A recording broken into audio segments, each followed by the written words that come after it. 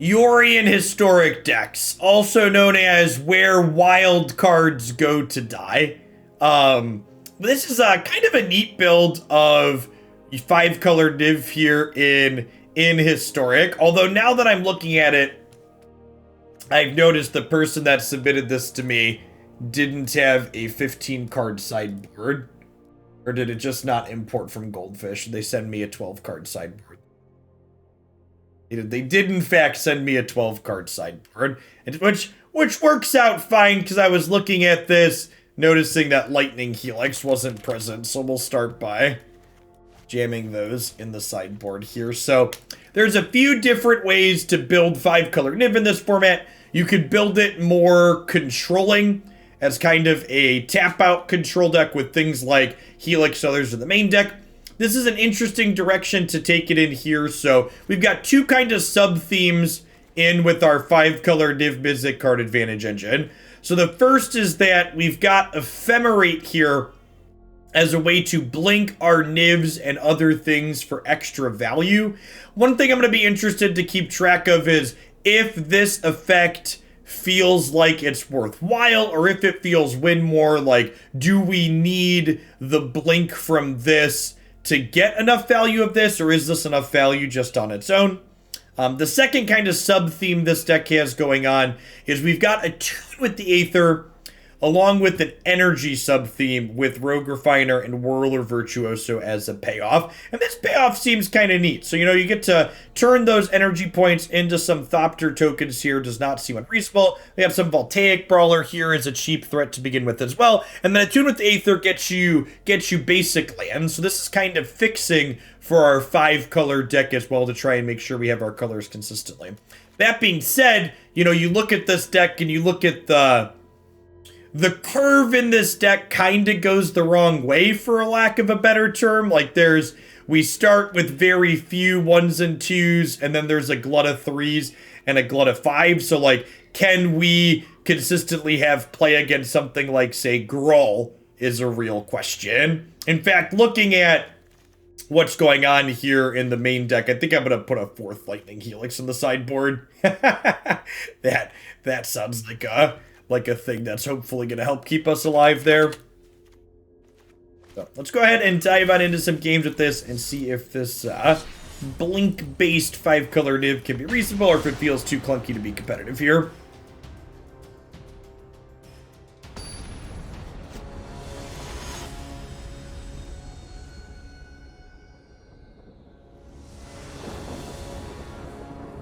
Well, so Brawler's just like a fine rate unit TDM. So, like, Brawler could just come in and block reasonably early for you.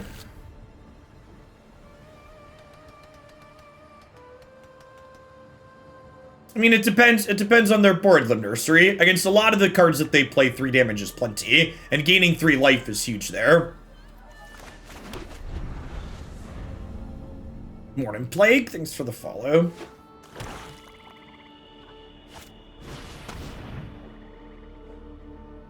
So the problem with something like Deafening Clarion is, one, if you look at the deck that we're playing, our deck has a plethora of 3-mana spells in it already, and our deck has a ton of creatures in it. Second is that you look at all the 3-drops we're playing already, it really doesn't fit in on curve in terms of helping keep us alive. Kind of have all of our colors rolled up here, so I don't know if it really matters what I'm taking here.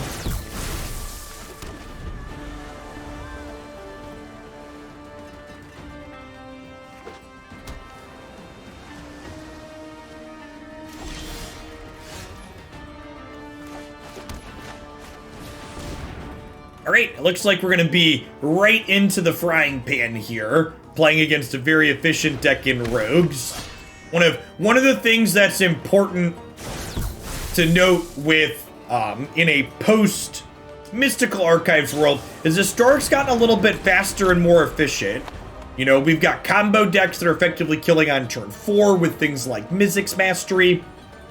We've got these tempo decks that gained access to Memory Lapse. Morning, UBMP.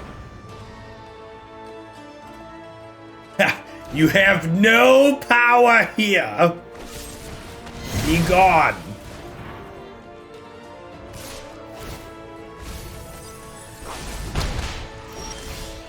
Upside to being a giant pile of greed, chat. Don't have things to Inquisition.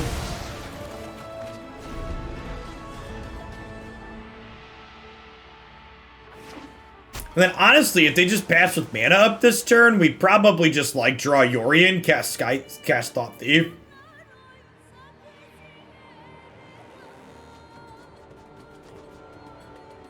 So you're right that milling an 80 card deck is harder, but one big difference between the standard version of Rogues and the historic version of Rogues is the historic builds of Rogues, generally speaking, aren't playing the crab, which means milling generally isn't their win condition. Rogues generally just has the milling subtheme in historic for enabling Thought Thief and their 1-drop, as well as getting rid of cards that they memory lapse. So milling isn't really the primary thing they're looking to do. Yeah, exactly that. They care about getting to 8 cards in your bin, and that's it.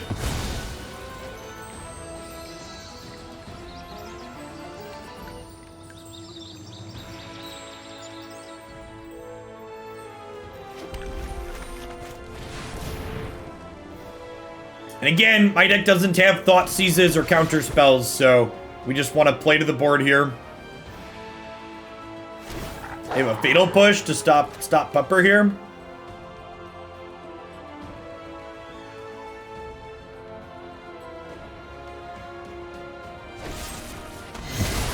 We do. Rough.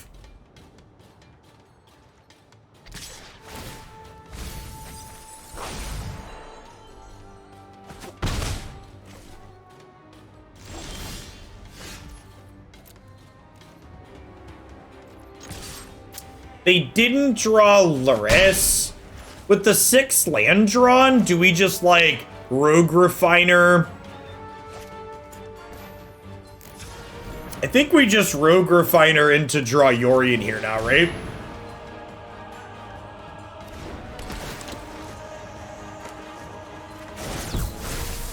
Oh, that's nice. 6 land means World Tree is on.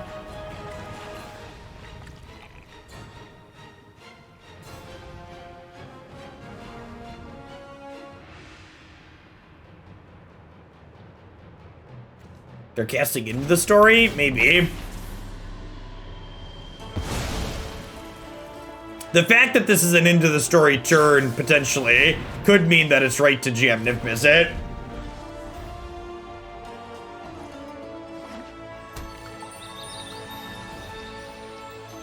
Just to, like, force them to choose between them having interaction.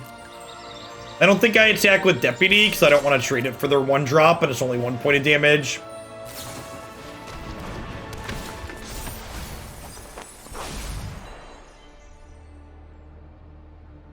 Yeah, the fact that last turn was a potential into the story turn was probably reason to YOLO this. Because, like, now they're pretty likely to have an answer.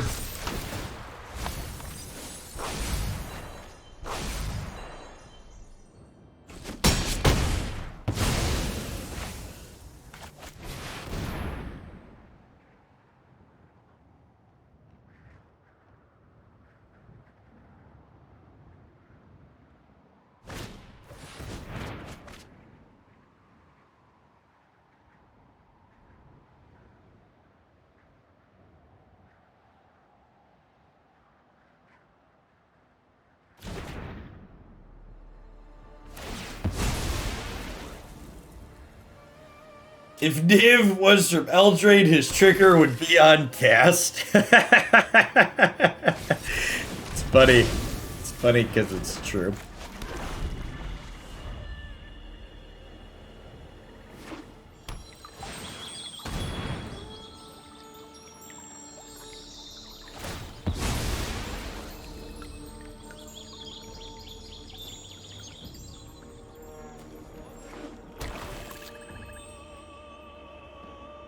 They just casting the cat here?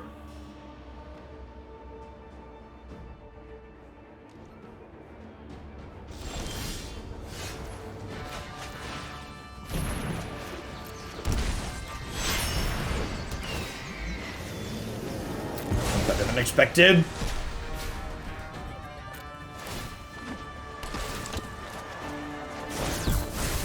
One about as expected.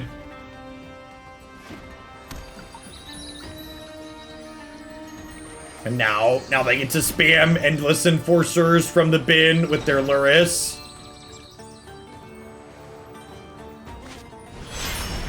Yeah, this card's been largely outclassed by Skyclave Apparition and non-Niv decks. Do we have any gods in the main deck? We have a Scarab God. This takes 11 lands though, right? Yeah.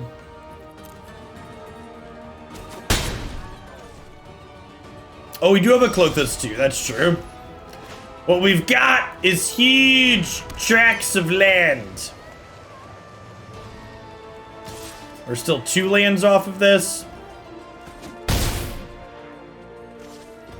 On our way to 11 lands, yep. They are dead in 2 in the air.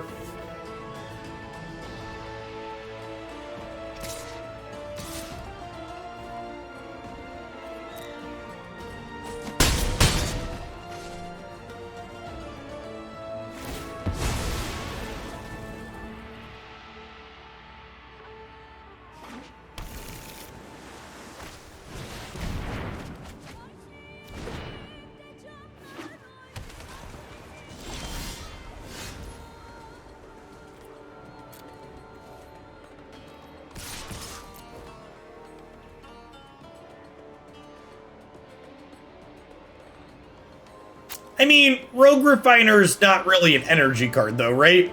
It's like a fine rate card that like also happens to make energy.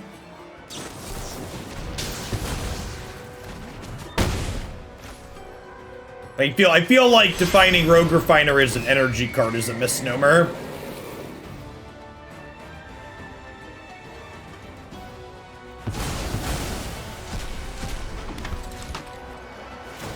Alright, this might be a little bit ambitious, but I think it's correct.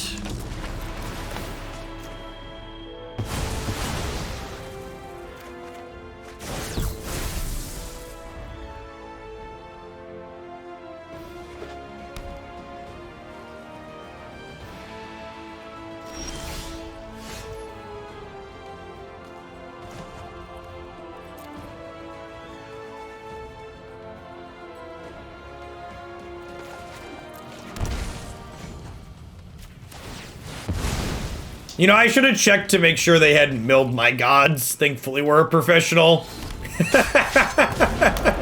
Definitely did not check if gods were still in my deck there. Alright, hashtag sometimes lucky.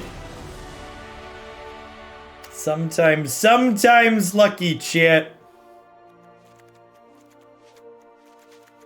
4 copies of Helix coming in right away.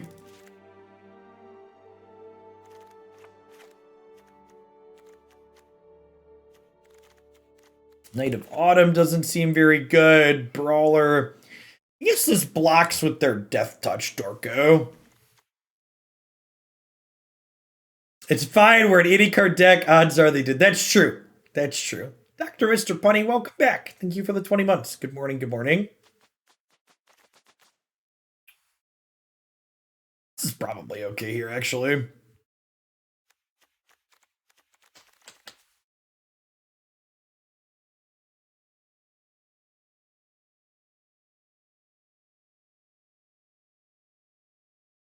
Cancelled on Druid over Growth Spiral.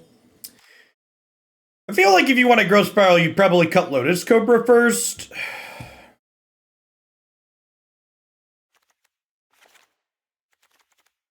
Need 3 more cuts here.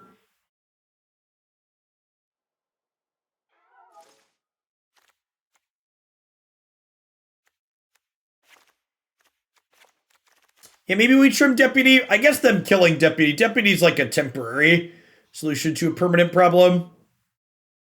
Helix is a more permanent answer. Let's try this.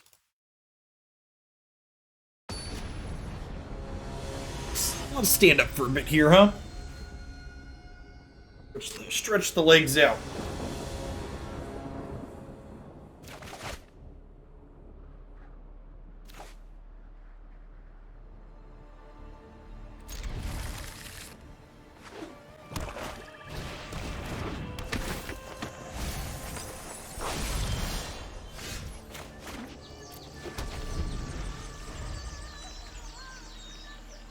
Yeah, Leonin Lightscribe being like a build your own... Leonin Lightscribe being a build your own monastery mentor.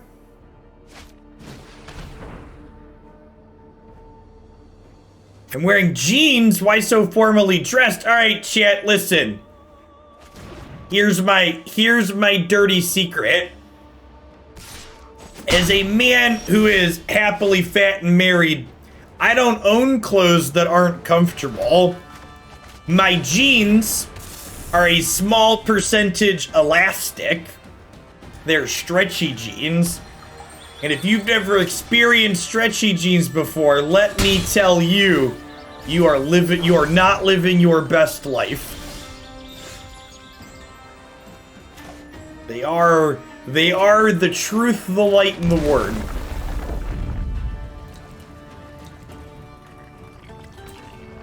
Alright, what are we casting this turn? I think it's Polukranos. What brand of jeans am I wearing? I have no idea. Lots of brands make stretchy jeans.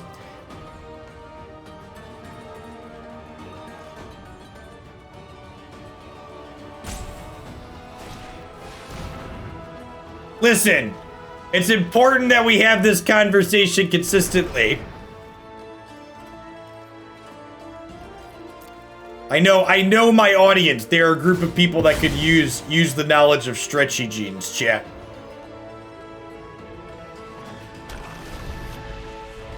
Yeah, we're gonna leave really Poly K on top of the deck here because they want to mill that one. It can escape back later.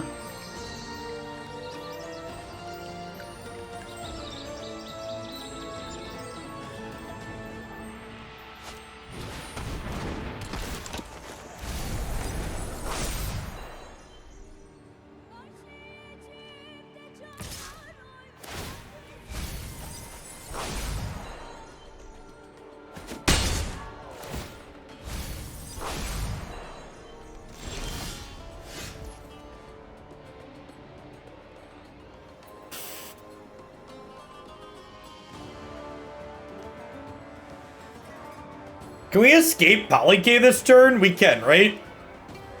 I think that's the play, huh?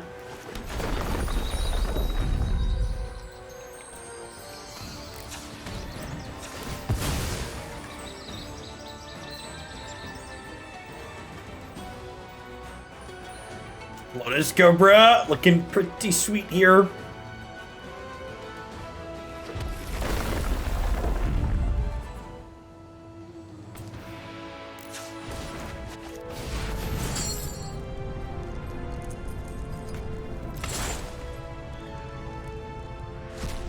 Yes, it also shrinks the yard.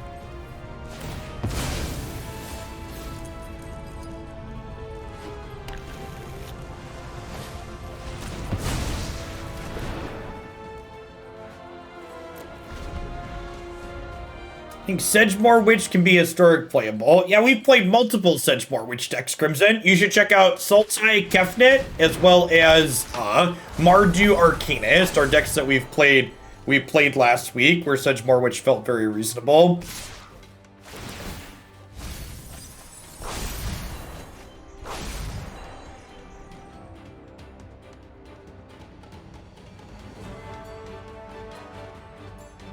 I think I'm supposed to trade here.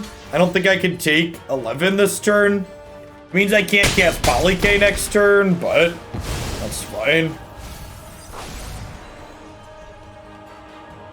Ah, we're okay. I get to... Well, now I could do that. I think I just Hostage Taker a Thought Thief here, right? And then I'm only taking 4 next turn. I guess I could play this and then take 6. And this probably draws me like a Lightning Helix. Alright, let's do that. This is the fun play.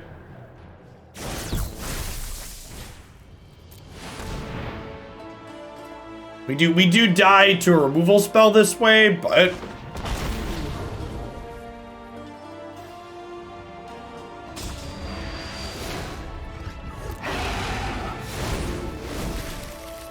Big old Muldrifter, chat.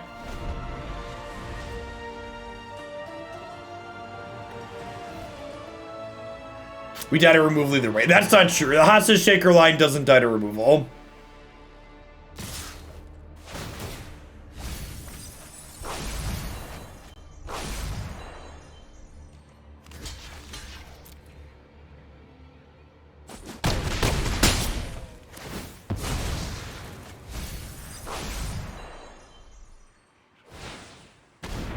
Wow, them drawing Luris here is really good for us. Huh. So, with the land that doesn't hurt us, I think we just Hostage Taker the Thought Thief and cast it, right?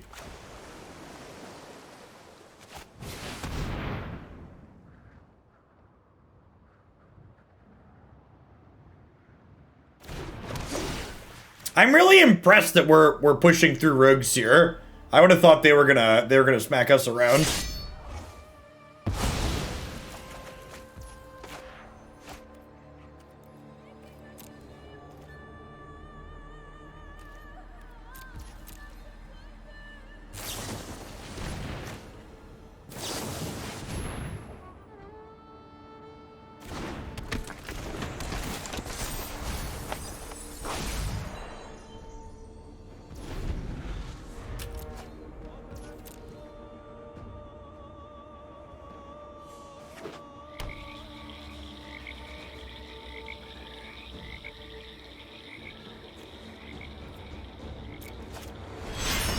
Still got 41 cards in my deck.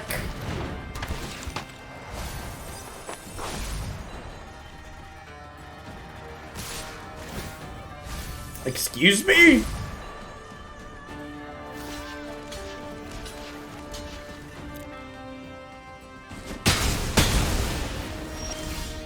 just skip drawing a card for some reason?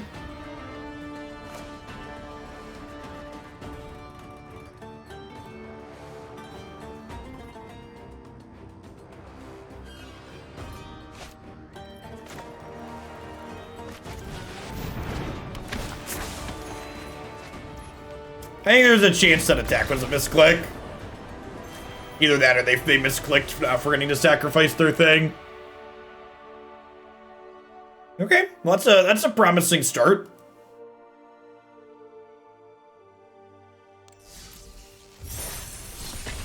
Feels good, man. Cozy, Cody Cozy, thanks for the follow. Thanks everybody for hanging out this morning, by the way. Great to see over 1,500 people in here already. Here's someone that's new to the channel, welcome. My name's Jeff Hoagland. I stream full-time here on Twitch. Magic is the primary game that I play. We do almost all constructed here for Magic. Historic is our primary focus, and Standard is Standard right now.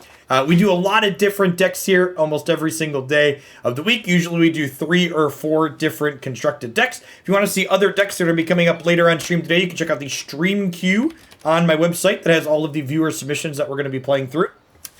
Double Plains, probably a mulligan here. Means we can't cast this on 5. I have this on 3 and this on 4 probably. That seems slow and awkward with the mana. Hey, Pilot Ninja, thank you for the 1.5 years. Welcome back. And Sinorizer and Dwari, good morning. Yeah, I say it looks great. I'll bottom the redundant Yorion since we have one in exile here. I did get Ale yesterday. I went 0-1 drop. I don't think I'm going to play in the 5K structured tournaments anymore. The incentive structure for those tournaments just isn't particularly good. They only pay out to top 16, which means if you lose the first match, you might as well just drop, which doesn't make for good content. I think if Star City Games has some of their qualifiers be historic, I'll probably play some of those because those events pay out based on record.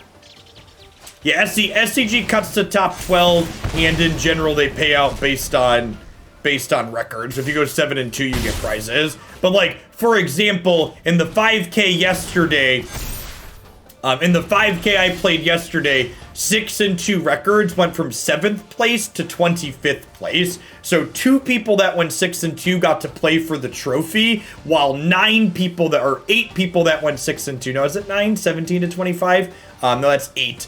Didn't get any prizes at all whatsoever.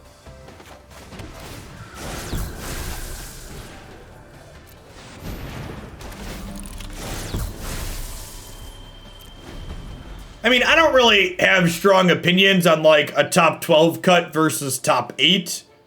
It's more so the fact that like people with the same record, some of them get to play for the trophy and some of them get actual nothing. Like that incentive structure is just really bad. If you have the same record as someone that top 8'd, at a minimum you should get prizes, in my opinion. Like, I understand that tiebreakers have to be a thing when you're doing single elimination cuts, and like, I don't think those are inherently bad, but like, they have control over getting stone cold nothing.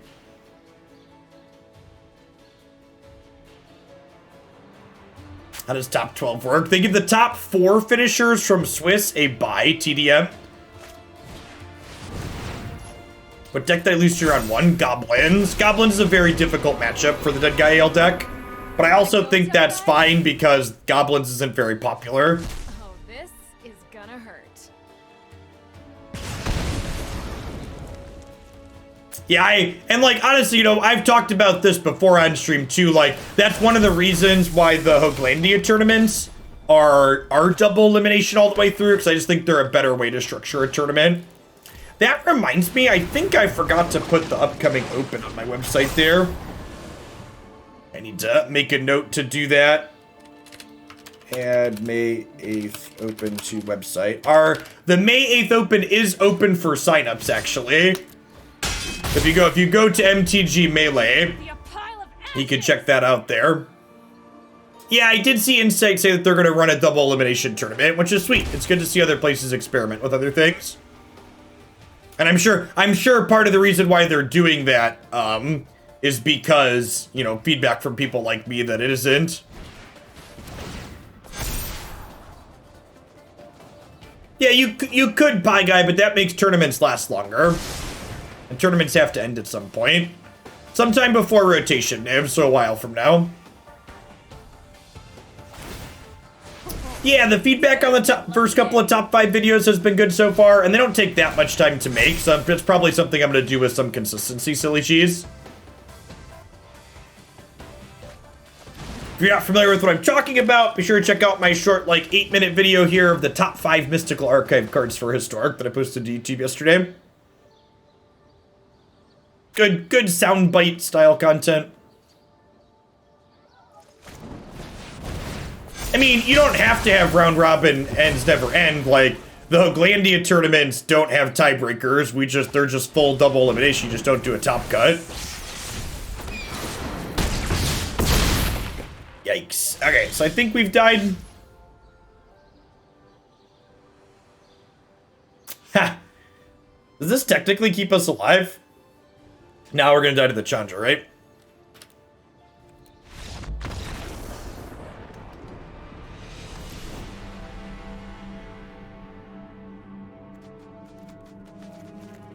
But this is good. Helix is good. Deputy, like, dies to some of their stuff, but, like, taking all the Phoenixes out of play seems fine. Scarab God seems slow. Tolsimir seems slow. Knight of Autumn's effect isn't particularly exciting here. Voltaic Brawler doesn't really block, so that comes out. Like someone else mentioned earlier, they felt this card looked awkward because it's an aggressive card. We're playing this card because it makes some energy for our energy cards, and it also blocks fine. So in matchups like this, where we're playing the control role and it doesn't block, you just board it out. We're not playing this as an aggressive tool in our more mid-range deck. Playing it because it is a stat line that can allow it to block occasionally reasonably.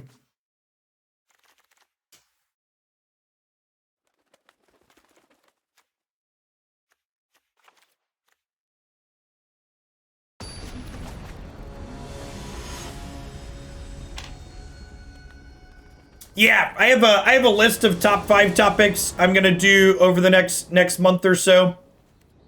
I think I'm gonna try and do one a week, and talking about cards I'd like to see added to Historic via anthologies is definitely one of the topics I want to do.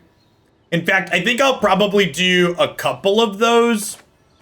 I might break them up by card type, like top 5 creatures, artifacts, planeswalkers, etc. Treeman, Jace, Madman, Fractal Death, Beardsley. A lot of new folks here on the weekend. Thanks for dropping in. I don't usually stream on the weekends. Usually I'm here Monday through Friday during the day. But if you can't watch Monday through Friday during the day, my YouTube channel archives everything that it does. That's a great place to check out stuff. I think we just dropped Kambal, right? Get a little chicken noodle soup for the soul. It says every time they cast a non-creature spell, they lose 2, we gain 2. So if they want to churn through their deck, we get to drain them out a little bit here.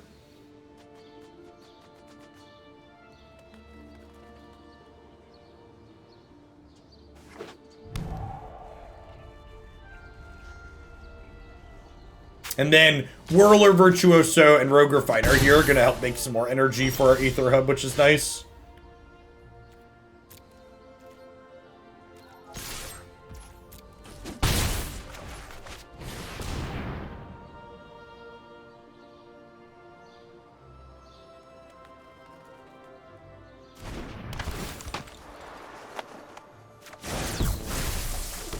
Untapped White Source here is great, because it means we can protect our threats.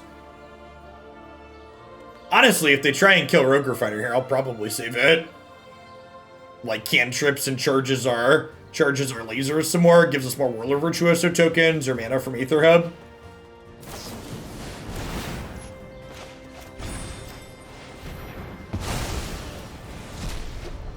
Morning, Tour Guide. Morning, Wolffang.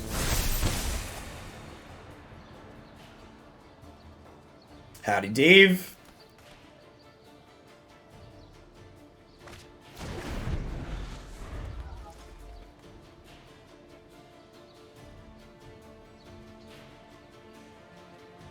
They did ditch a bird there.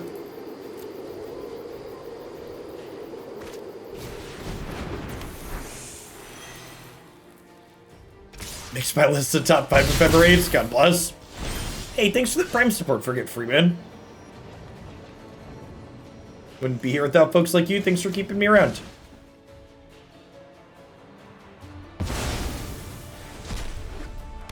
Howdy, howdy, Hender. Alright, that's an Attune. Man, we've got a lot of energy here. I think we just get Whirler down.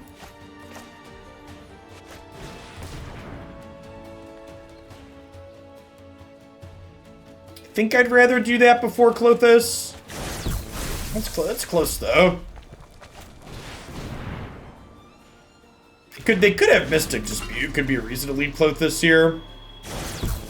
Got 11 energy here. This makes it 1 for 3, which is nice.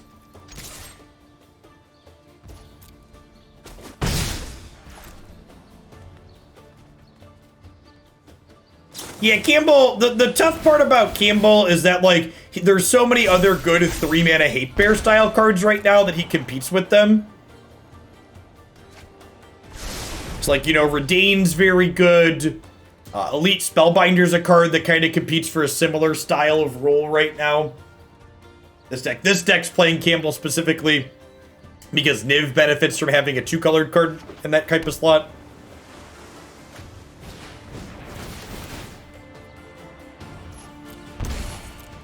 Yeah, you bleed for your spells, opponent. Man, this experience is making me... We're gonna get Eidolon of the Great Revel in this format at some point. Whole new generation of Magic players gonna get to experience how rude that card is.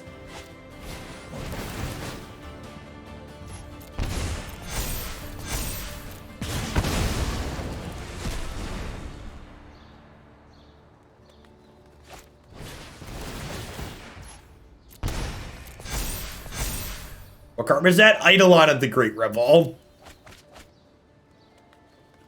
A very powerful, rude Magic the Gathering card.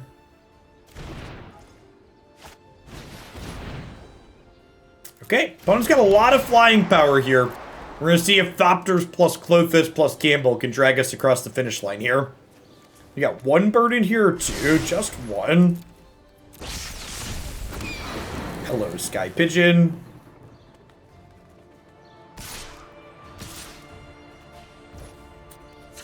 Pretty conservative attack here. I think that's smart. They can't really afford to take extra damage.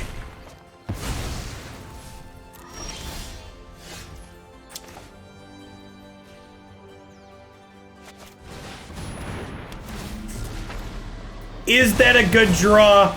If so, why? Please explain.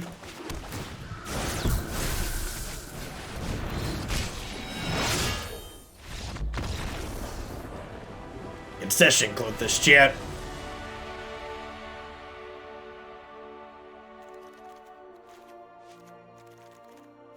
To set a low bar, I feel like I can stamp exceeds expectations on this deck list. It's definitely surpassed what I expected it to do.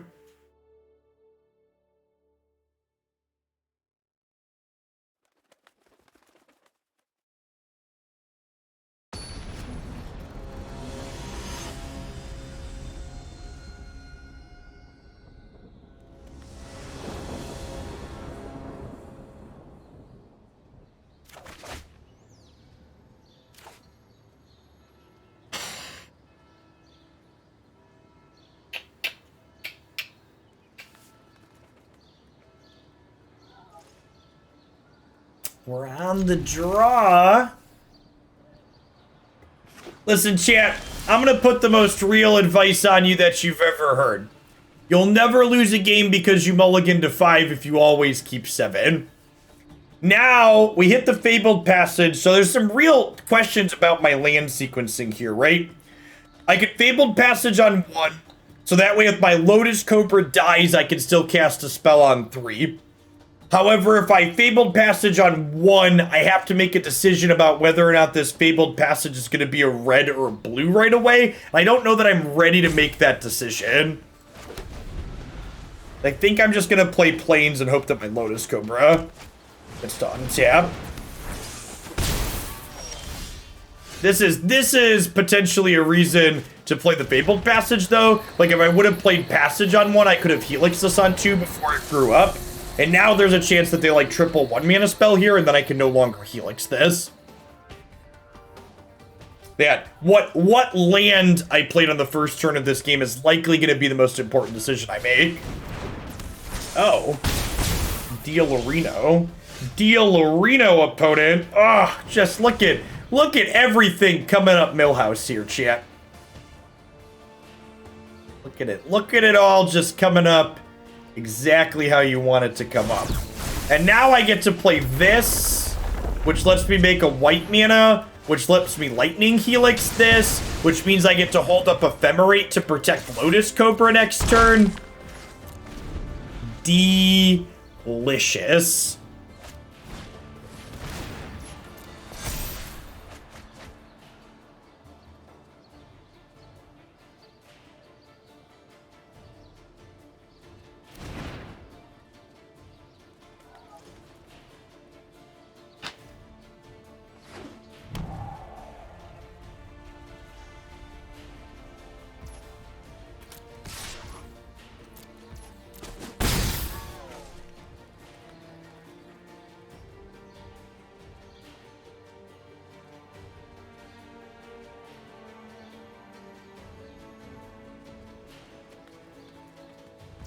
This deck been good? It seemed playable.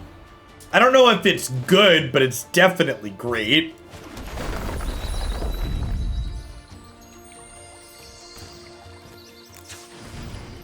I think I'm just doing this and holding up Ephemerate.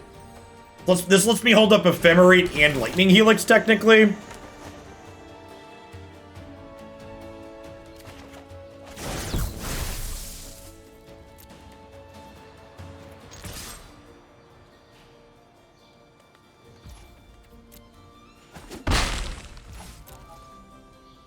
Yorion's not super popular in Historic. So I think we can safely consider ourselves the good guys, even playing Yorion. Sultai Ultimatum's largely fallen off with the latest expansion. So, as nice as Rogue Refiner is to Ephemerate, I'm confident that killing their Sprite Dragon is more important here than getting a little bit of value with this Ephemerate.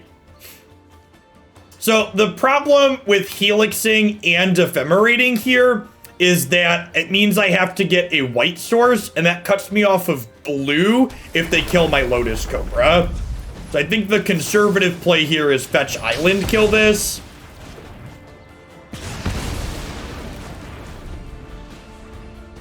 Especially because I have 2 blue cards in my hand.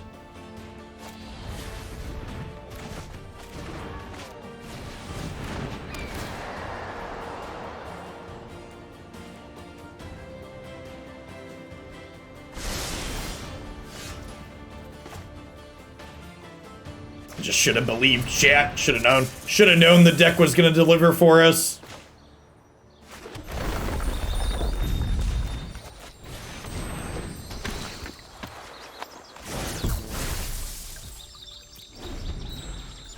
I let fear into the dojo, chat. Don't let the fear in.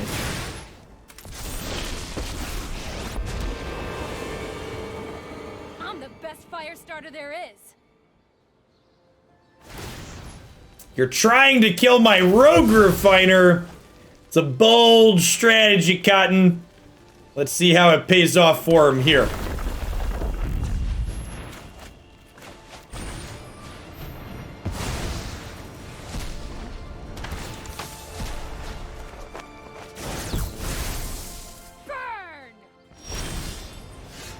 Do I Ephemerate or do I throw Lotus Cobra away to kill Chandra?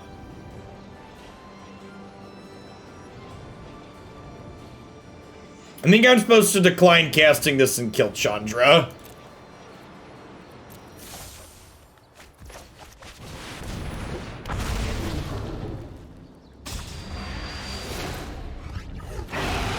Agreed.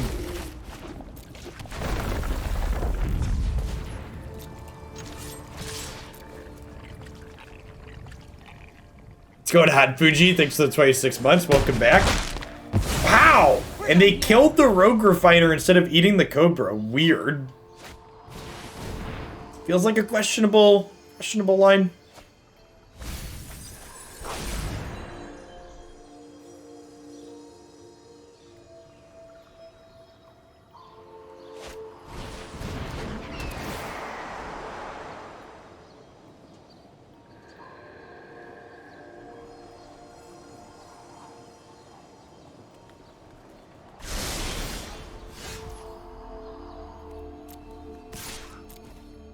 So, I could play Klothys and this turn, or I could draw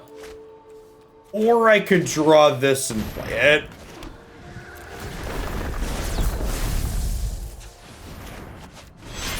Solomon 1, thank you for the 11 months. I appreciate that. Welcome back.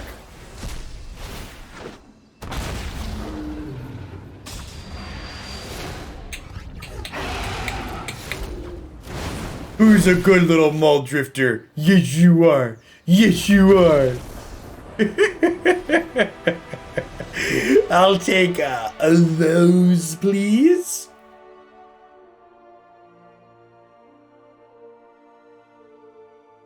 Oh yeah, Niv's animation is top notch for sure.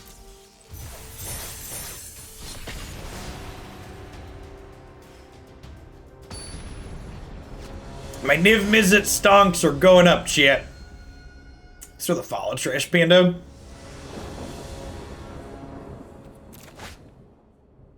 Sure. Seth, you had asked how the mana felt a second ago. The mana felt very reasonable. Druids, Lotus Cobras, Aether Hubs, the energy card, they all feel super clean. I just put $10,000 into Niv coin, it better go up.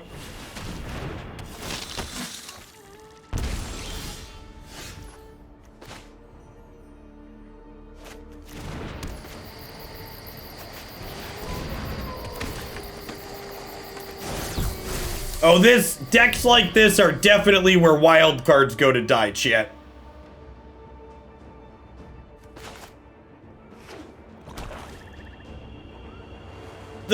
The one saving grace this deck might have in terms of wild cards is that a lot of the off-meta cards in this deck, like these energy cards, are only uncommons and commons. So, like, you know, at least from that perspective, you're not, like, burning a ton of resources. Man, people really hate Rogue Refiner, chat. They just like having bad flashbacks to Standard.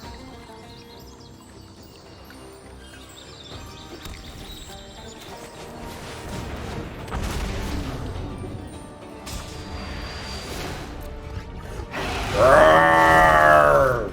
Yeah, that be dragons. Stefan, thanks for the follow, Stefan. I apologize, Stefan. I can't say the name Stefan without thinking about Vampire Diaries, chat. It's the show my wife and I most recently binged, because we like bad television.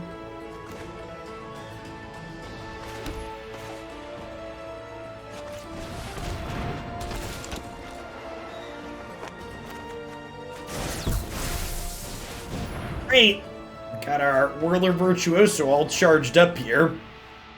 Morning, Woofish. What a great garbage show. Yeah, we're almost done with season 2 of the originals.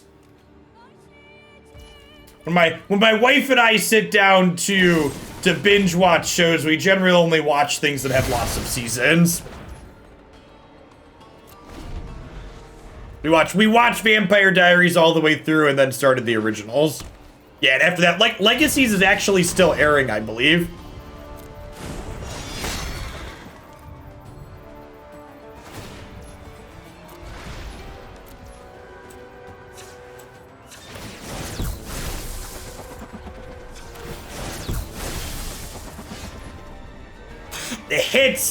The hits just keep coming, chat.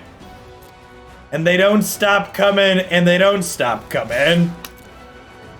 Did it make sense not to live for fun? Your brain gets smart, but your head gets dumb. You think Niv lives for the backstreets, chat?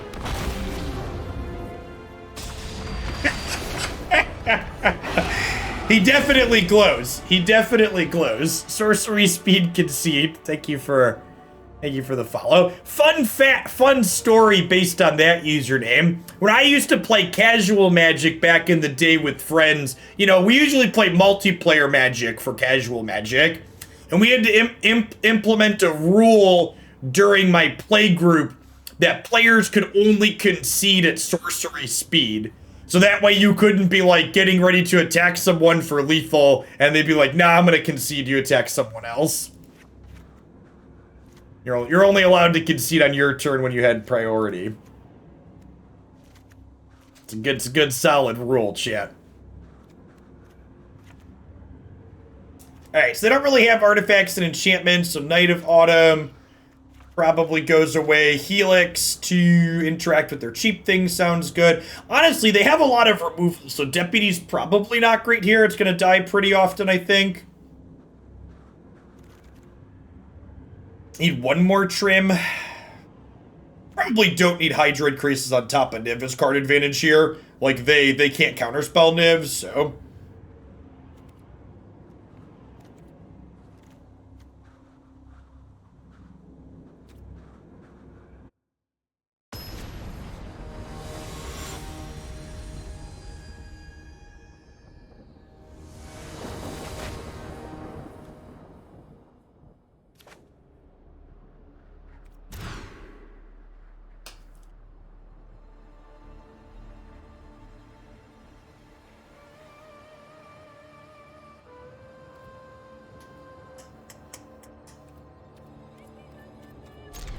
Sand can cast most of our spells if we draw them. And, like, my opponent's a Thoughtseize, likely Inquisition deck. Yeah, duress these! Duress these, opponent! Look at that. We already made up for our mulligan, chat. Got the old 1 for 0. Hey, Eddie Baya, thanks for the 5 months. Welcome back.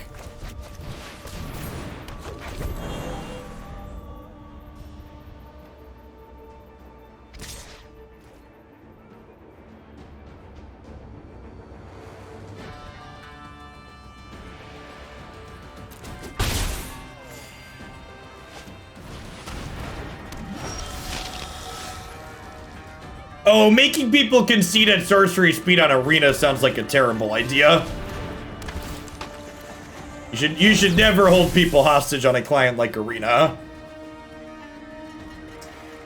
Do I want to attune with the Aether, exposing Paradise Druid to Fatal Push? Yeah, I think that's fine.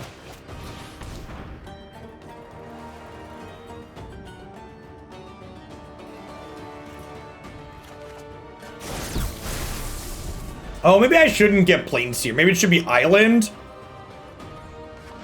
So if they push this, I can't cast Niv off of this in Plains. Yeah, I probably should have gotten Island or Mountain there. Because I have this in World Tree.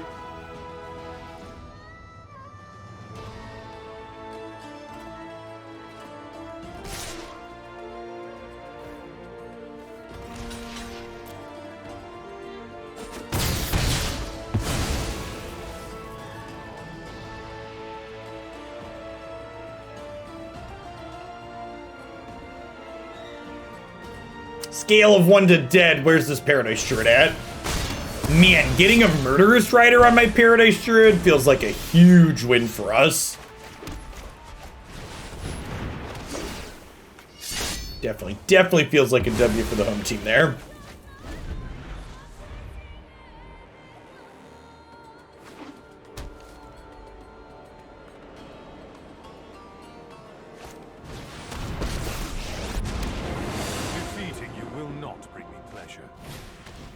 Are they gonna trade Knight of the Ebon Legion for Gifted Aetherborn here?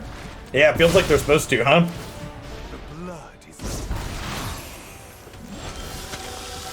Okay, so...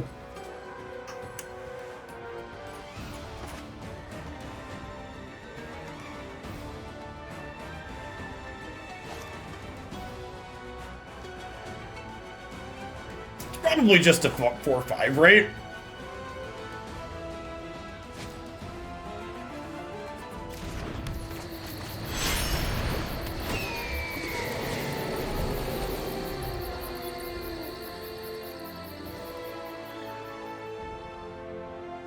Do I trade for this Gifted Aetherborn?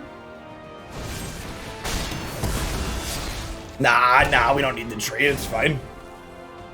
Okay, so we're going to 13. If I shock, I go to 11, and then I go back to 13 when I draw 2.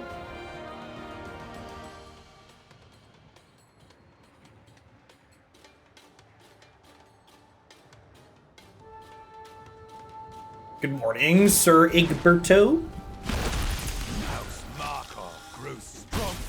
Really? Okay. Now we're definitely...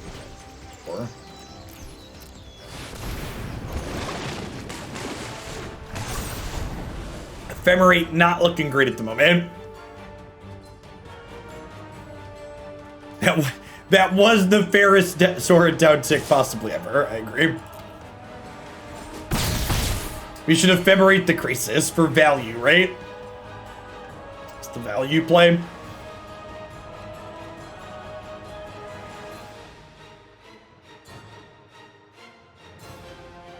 The fact that they're missing their 3rd snow for Faceless Haven is very good for us here. That might give us the breathing room we need to stabilize. They didn't plus on a Gifted Aetherborn. Are they planning to throw? Or they're throwing Silver Smoke on us? Sure.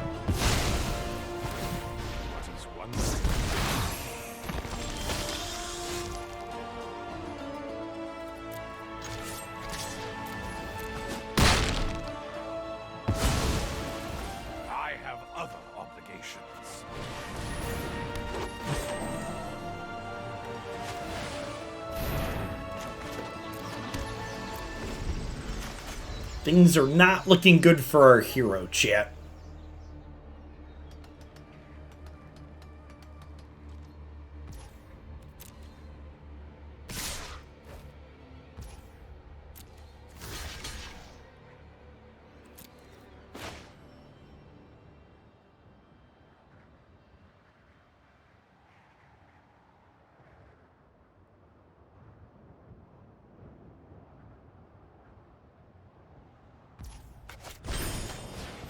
Think I want to use this to save this.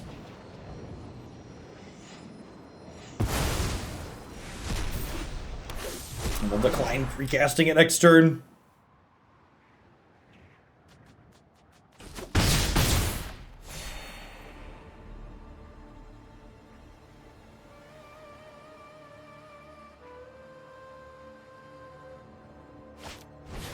Yes, yeah, the world tree is letting us cast our spell there. Oh, baby. Was that the best draw in our deck?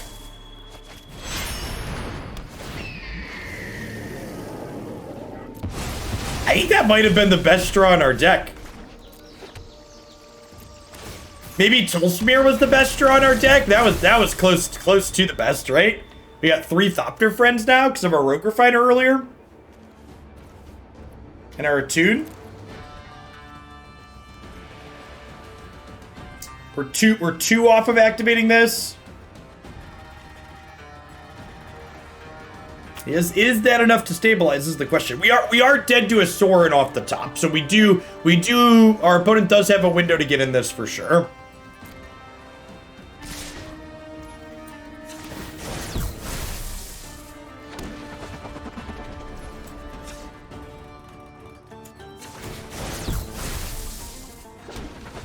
I mean, we need some of those Lightning Helixes we boarded in.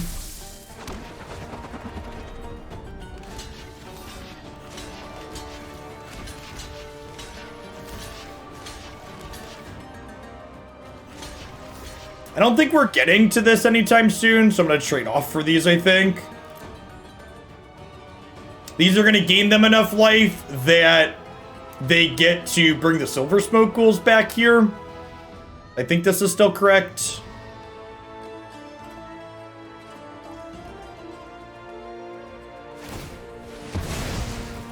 Them drawing cards with these is actually kind of good for us. It means they're not adding more pressure to the board this turn. So it means they're less likely to kill us next turn. Any of our big draws here put this game away, I think, outside of getting burned out. Does not qualify. Alright, so dead to a Fatal Push here, or any kind of removal that also lets them activate Faceless Haven.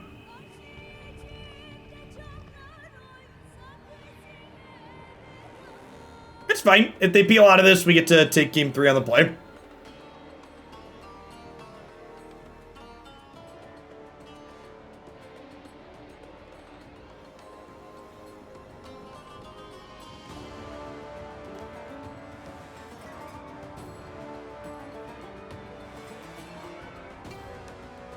They're in the tank here, so I assume we're not dead.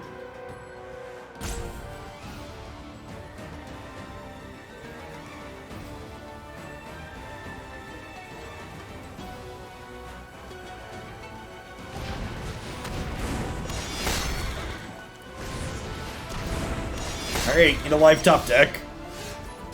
What's that gonna get? We're dead, right? I can go. Block, block, block, take 4. 9, yeah, that's only we're one off of tree. Yeah, I'm not planning to get to cycling today, Zaozu, and just update it at the link that she sent in, and I'll grab the latest version the night before I play it, which will probably be tonight. I think that one's slated to be up tomorrow, if I recall its spot in the queue. Yeah, good chances up tomorrow. If not tomorrow, definitely Tuesday. I'm planning to do 5 decks today and then 5 tomorrow.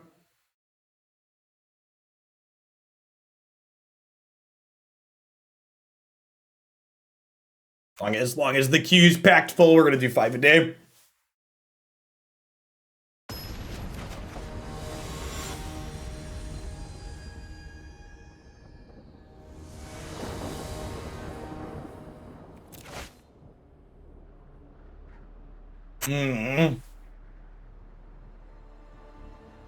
This hand's really good if either of these Aether Hubs were a red land that didn't take energy, huh?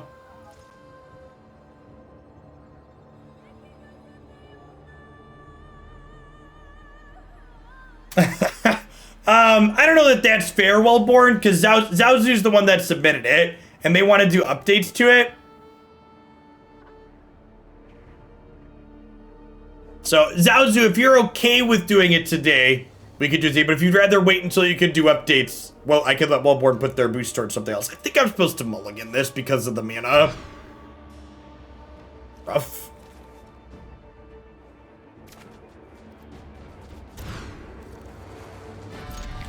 Well, honestly, these were our first mulligans due to the mana base, which is pretty impressive.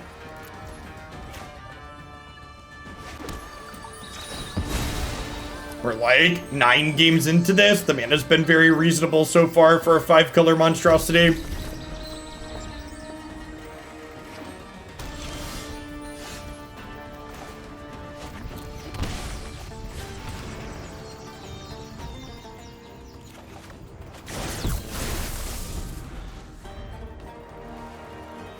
Just look at the sideboard. Sweet. We'll get to cycling today then.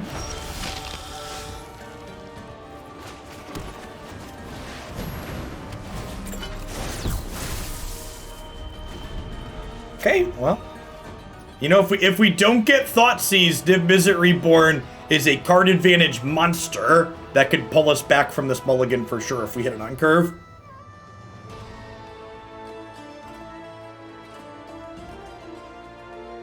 Easy and Bra, thanks for the follow with the channel.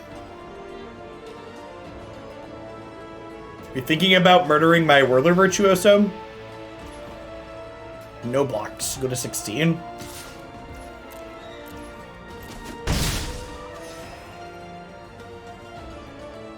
Hey, KW, cool. Thanks for dropping off your Prime sub this month. This month. There's a ton of great people you can send that to every single month on Twitch. Thanks for supporting me with it.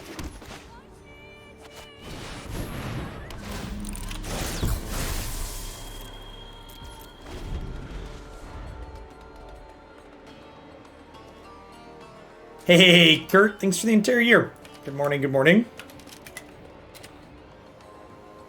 Untapped land. I think all of our lands are untapped. Are there any lands in our deck we can draw that don't cast Niv next turn? I think it's one basic island fails to cast Niv. Yeah, every land that's not the second basic island casts Niv Reborn next turn, which is pretty sweet. Oh, World Tree's a tapped land. That's fair. Morning, Zalst and Beto. Why do you curse yourself like that? I forgot about World Tree, chat. Honestly, World Tree would be better than most non-land draws in this position. I could draw Yorion and play this the next turn.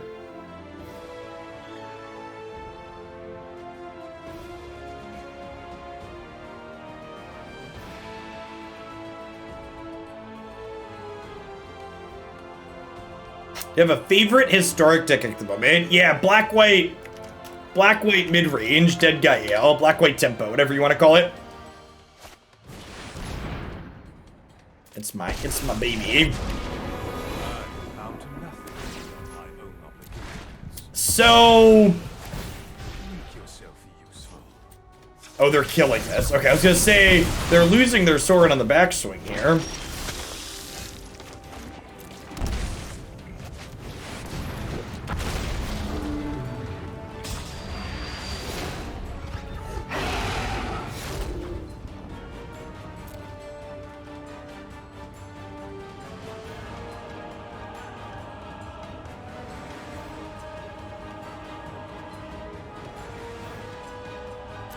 I think it's actually the Brawler.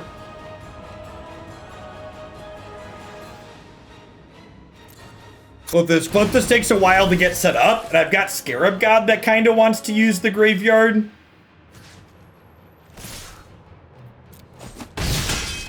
I cannot be killed.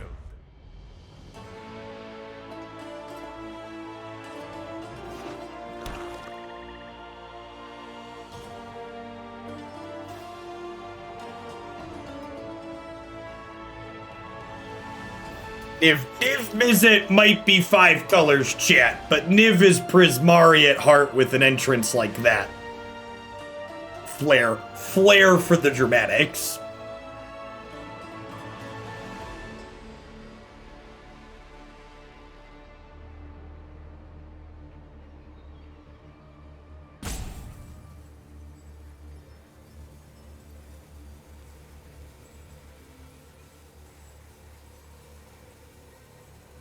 If they have a 2-mana way to kill Niv, they have a really good attack here. They can animate Faceless Haven, attack, kill Niv before blockers.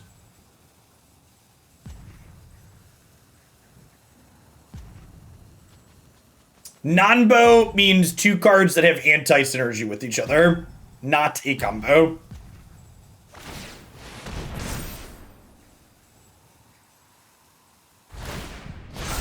Our fiends thirst for life. This is why I left the 1/1 back.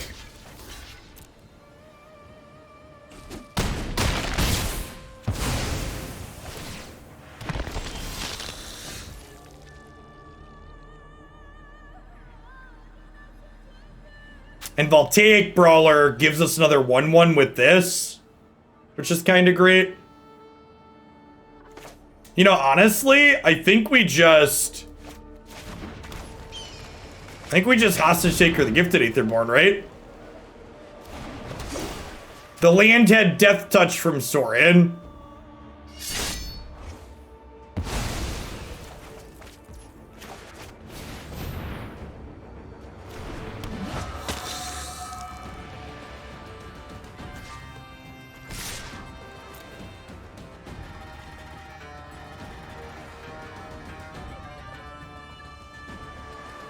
Okay, if they don't kill us this turn, I feel like the game is over if we get to untap one more time here.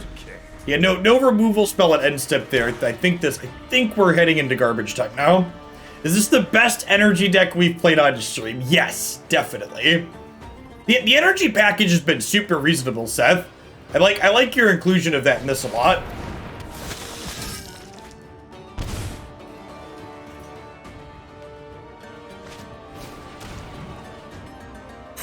Taking our Helix is pretty good. Sure. I guess that makes sense.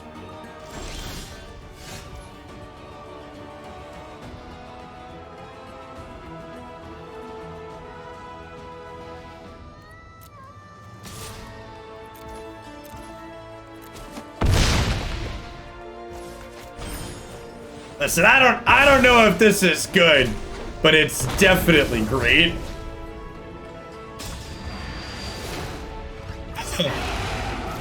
Oh, just 4 cards? Alright, don't mind if it does.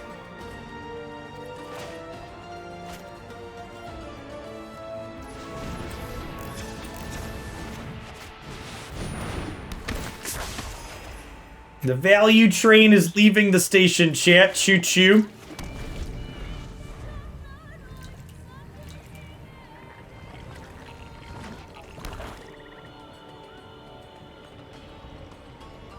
There's a recall with rebound, chat. We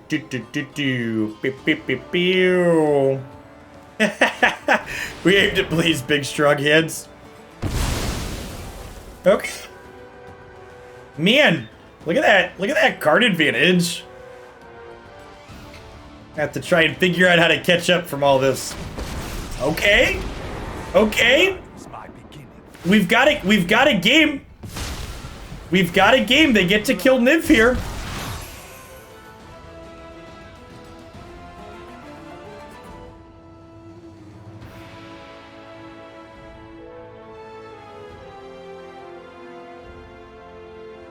Okay. I like it. It's been a sweet match. Good back and forth on both sides.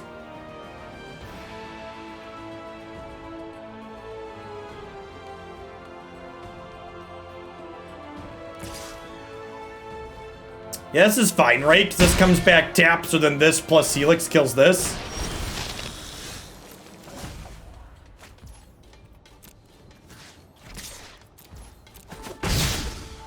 Show some respect.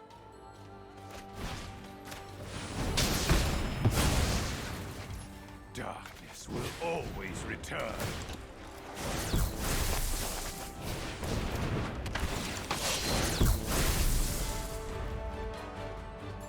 Their 4/4s are a little scary. This Faceless Haven's a 5/4 because of the Sorin counter from earlier.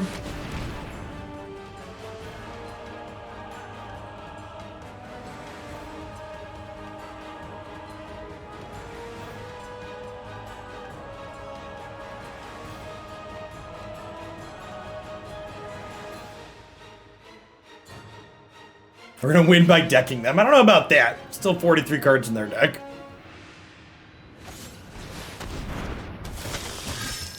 Okay, this means they're not attacking with the Faceless Haven this turn, which is good for us.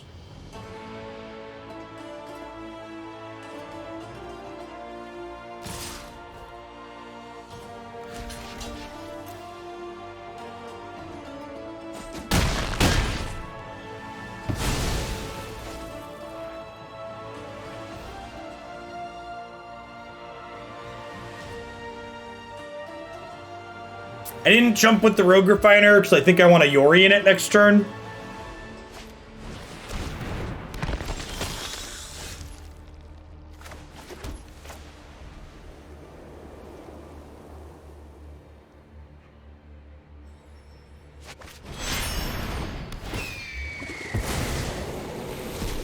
Do I die to a removal spell? No, right? Because they kill something. I go block, block. I take 7. See, I think we get Klothys down here to try and start stabilizing that way.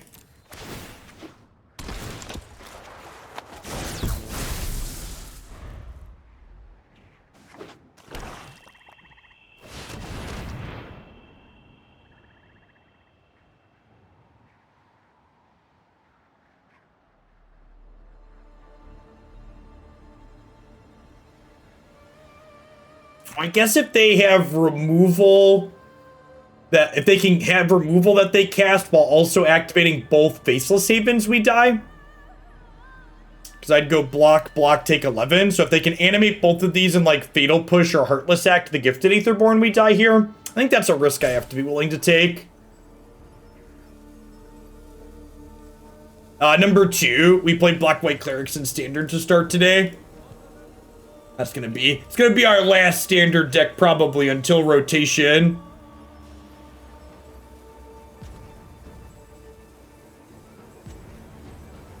It's not particularly stimulating.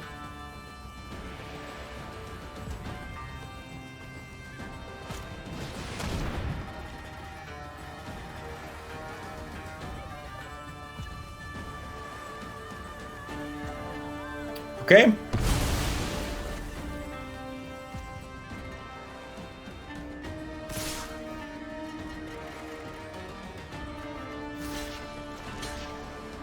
How greedy is it to go to 1?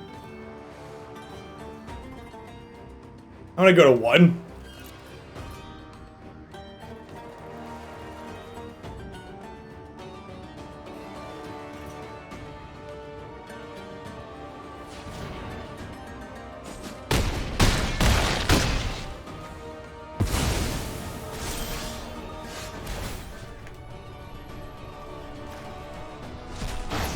We don't stay at 1 for long.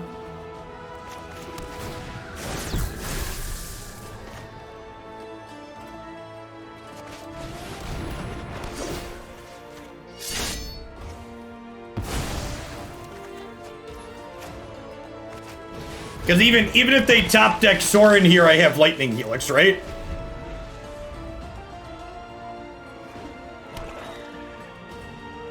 Yeah, Crippling Fear is a card I wasn't expecting to play around, that it was very good for the opponent here. Agreed, the opponent sideboarded really well here.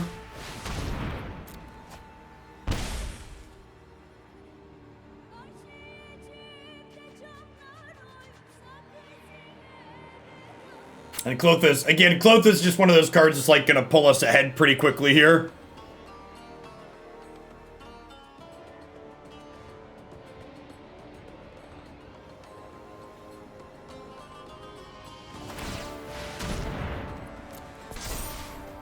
They don't really have good attacks here, right?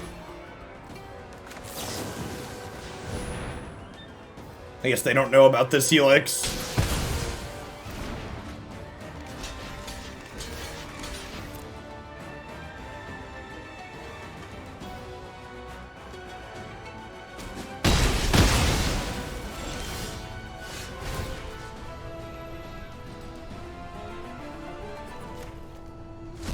Okay, and now I think we've hit garbage time.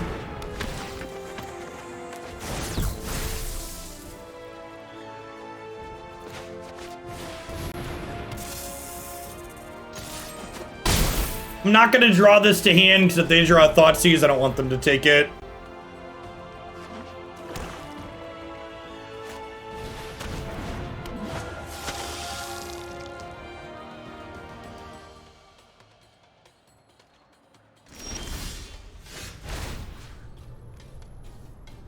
I don't think any of the other cards in the graveyard really matter here.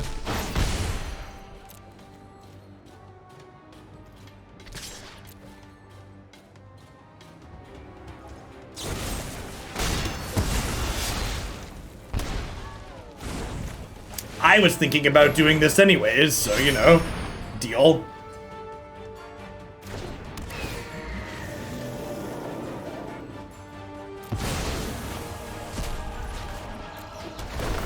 If decks are too much for my brain to process, I'm so confused I might burn all my wild cards on this one. I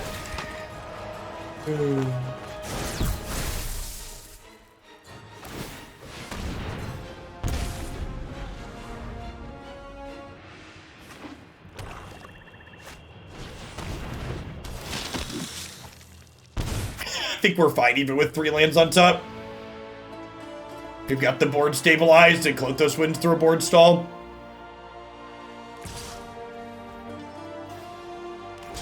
We have a lot of power. We have the power. Ooh.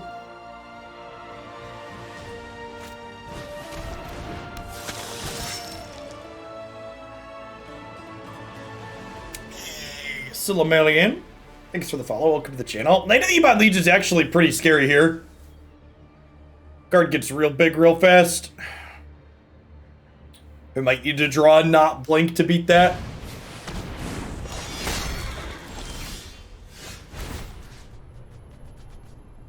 Nah, I think no ban historic doesn't sound very exciting.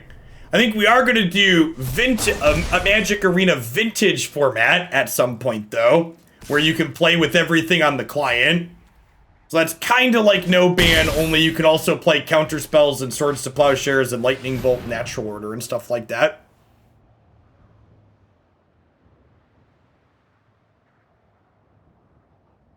This constitutes a non-blank. Opponent went out of the world doing what they love, chat, drawing cards. Respect. That's a crazy set. Opponent played really well. The Crippling Fears almost drug them back into it. Was really surprised by those out of the sideboard. Hey, Brambles, thanks for the Prime support. Welcome to the channel today. Thanks for keeping me around.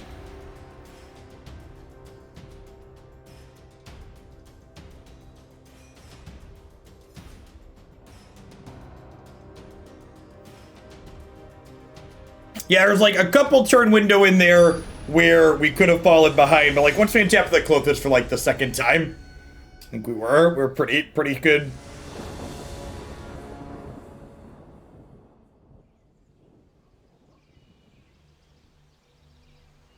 Yeah, the fact that we stole their creatures and their creatures didn't die to their Crippling Fears was a big deal.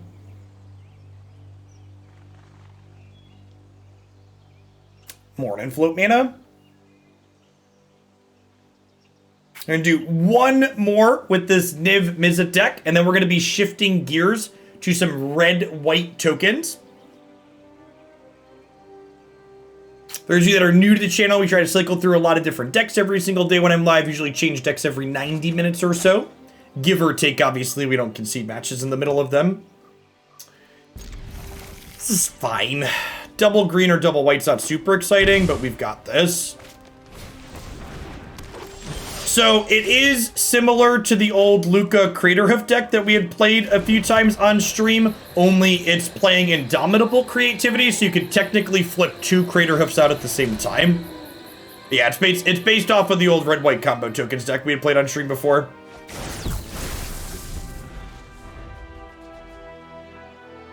Hey, what's going on, Sarais? Thanks for the 2/3 speaker. Welcome back.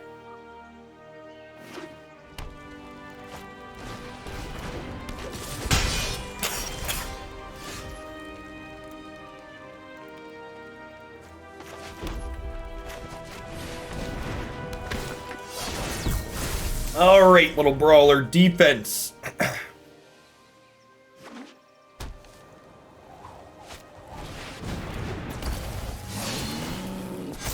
But my brawler was supposed to get to play defense, chat. Oh.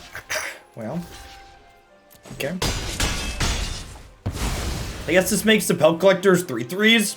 This is a bad die roll to lose, believe it or not.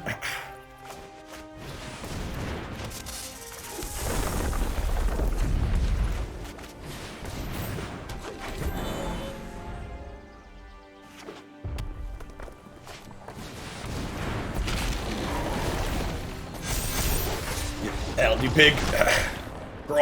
Grawl is definitely the police of the format. Anytime something kind of sweet and mopey shows up, the Grawl police whip around the corner.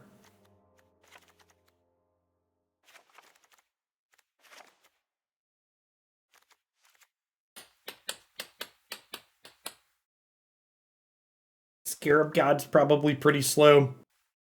Definitely want these helixes. Honestly, might want Kunoros as a 3/3 lifelink.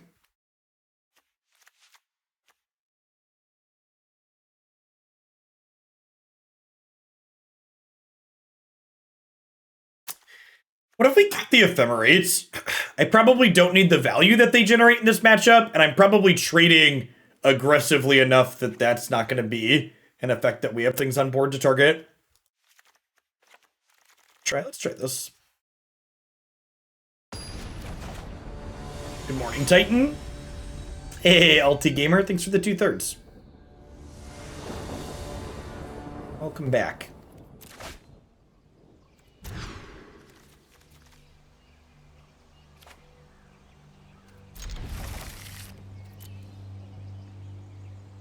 Could be worse.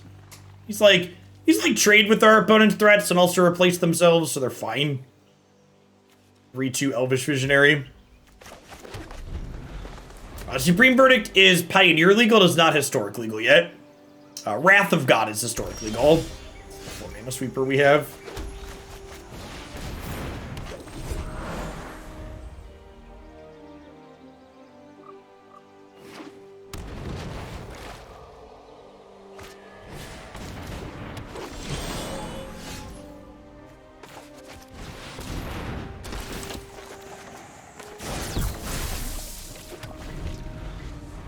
Yes, Day of Judgment was a Mystical Archive, but Regeneration doesn't currently exist on Arena, so Wrath of God and Day of Judgment. I don't know, like, that last game, we probably die even if we have a sweeper, chat. Like, the people that are talking about having a sweeper, I don't know that our sweeper really gets us out of that last game. We're probably getting run down regardless.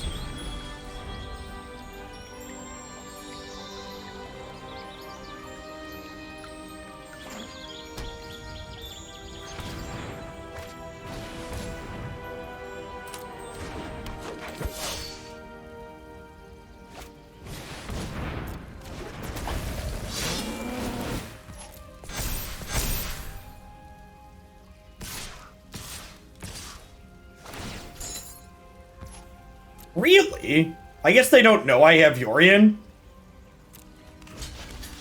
I wasn't planning to block with one of these anyways. I want to blink it. Works out pretty okay for us. Alright, chat. If we can dodge an Ember Cleave, we can dodge a ball.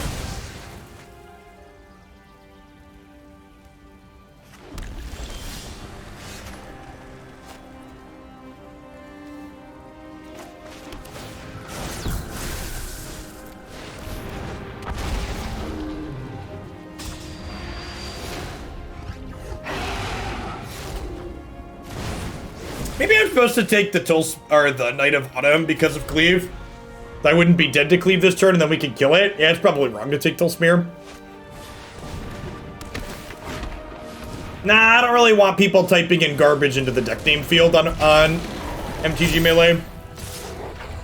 That would be a bad thing, not a good thing.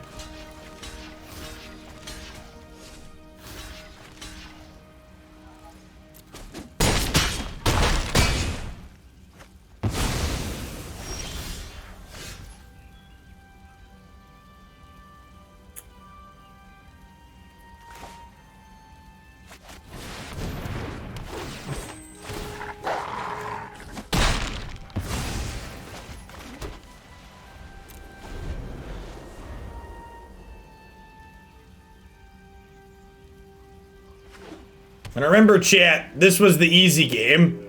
This was the game where we were on the play.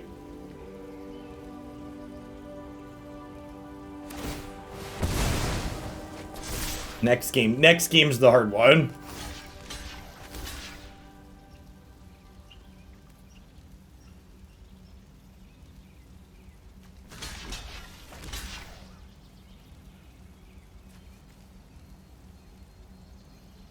Is this the blocks?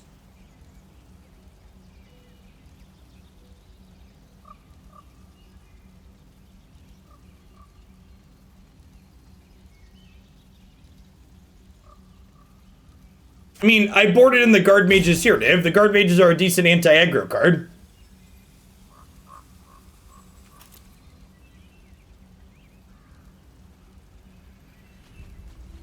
Yeah, it could be right to keep the Niv.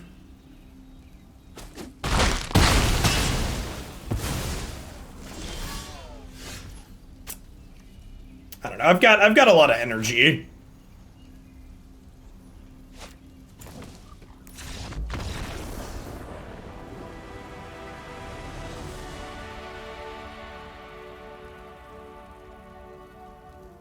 Okay, and now for the hard game, the one where we gotta be on the draw.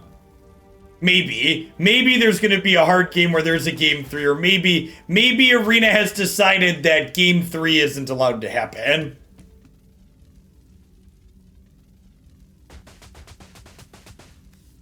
Alright, I'm gonna restart the client and hope that we get a game 3 by restarting it. How's everybody doing today? Welcome to the channel. Top quality Magic the Gathering Arena content here as always. Thanks for dropping in. I don't think I've seen that bug before.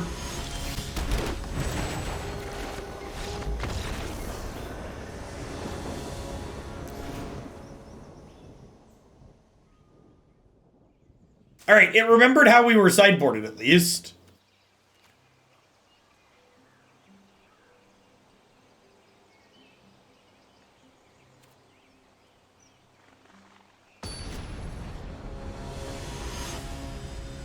I have a Quandrix background on my center monitor, and I have a Prismari background on my left monitor.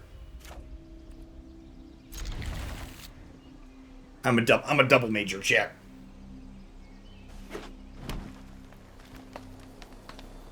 This is the game where they play a 1-drop on the play and then play some Burning Tree Emissaries and we die and it's not close. I would venture to guess.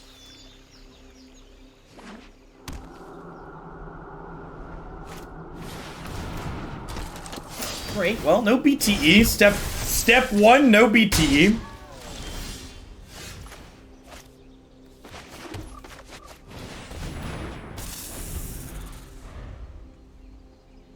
I assume we are going to lose an unreasonable number of games of Savage Knuckleblade in our deck list when Khans releases.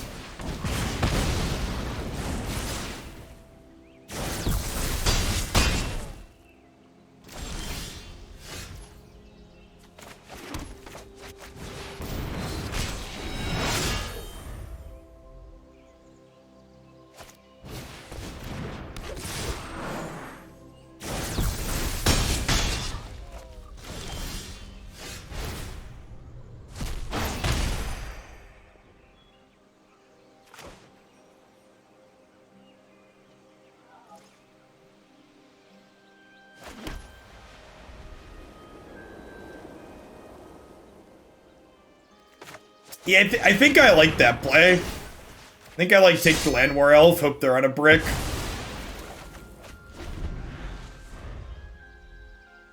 Khans was announced? Not yet, but it's coming eventually. That's a lethal. I am Boots. Thanks for the brand new tier 1 sub. Welcome to the channel. Remember, Pioneer is eventually coming to Magic Arena, so we're going to get Khans eventually. Like, everything Pioneer legal will eventually exist on this platform. I mean, is Siege Rhino even playable in this format? You know, Siege Rhino doesn't even see play in Pioneer, right? And Pioneer's a lower power level than Historic, most likely.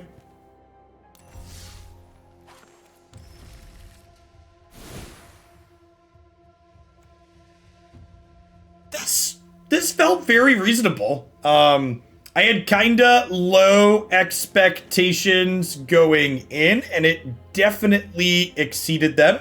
I feel like my primary thought is I would like to take the curve and drag it down a scotch.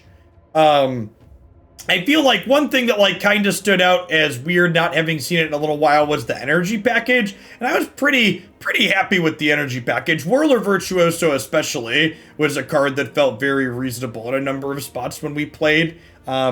The Jund food deck, the Jund sacrifice decks have mostly fallen off, so I think if you want this card, it's definitely a sideboard card. I think I'd move off of that. I think Kambal's probably a sideboard card too. Deputy of Detention is another card I could probably take or leave. I think, honestly, I want a 4th copy of Whirler. We had a number of games where we just, like, had a bunch of energy, and it was the card we were hoping to draw. And then probably move at least a couple copies of Lightning Helix here into the main deck just to drag the curve down to have something that looks like a little bit more respectable.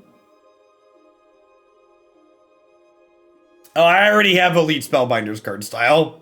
We already paid the premium for that one.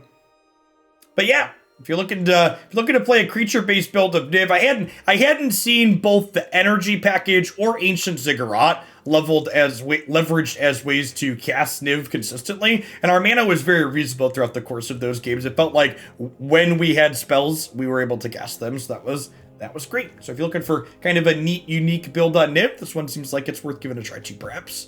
Hey, Tim, thanks for the follow. We more monocolored spells. I don't know about that. You can maybe talk me into more Lotus Cobra. A big fan of Lotus Cobra. Already got all the playable ones. All right.